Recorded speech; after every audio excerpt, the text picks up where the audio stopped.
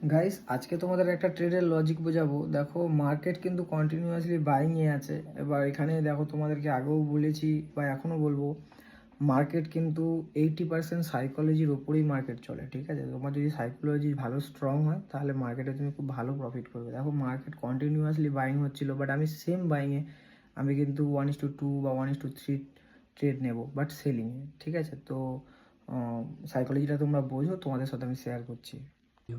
মার্কেটে এখান থেকে এখানে গেছিলো, বাইং ছিল, এখান থেকে রিটেস্ট করেছে, ওর এখান থেকে নিচে এসছে, এখানে রিটেস্ট করেছে, আবার উপরে উঠেছে, এখানে রিটেস্ট করেছে।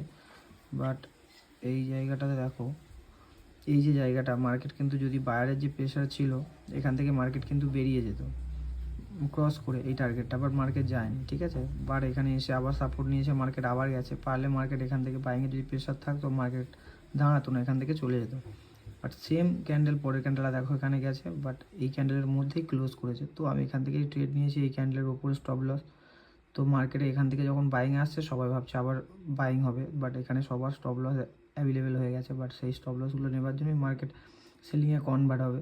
তো আমি সেম এখান থেকে বাইংয়ের চার্টে সেলিংয়ের ট্রেড নিয়েছি। তো তোমরা পুরো ভিডিওটা দেখো, এবার তোমরা ভিডিওটা দেখলে বুঝতে পারবে। দেখো, সেলিং আসছে, আমার স্টপ লস ঠিক এই ক্যান্ডেলের ওপরে, ছোটো স্টপ লস 1:2 1:3 টার্গেট নেব, ঠিক এতটা পর্যন্ত। এটা আমার টার্গেটের হাফ পর্যন্ত চলে এসছে, তো এই প্রফিট দেখাচ্ছে। তো তোমাদেরকে আমি আজ শেখালাম যে মার্কেটে কিভাবে সাইকোলজি কাজ করে। ভাই, সাইকোলজির উপর ডিপেন্ড করি মার্কেট চলে। মার্কেটে আগে নিজের সাইকোলজিকে বিল্ড করো, ঠিক আছে।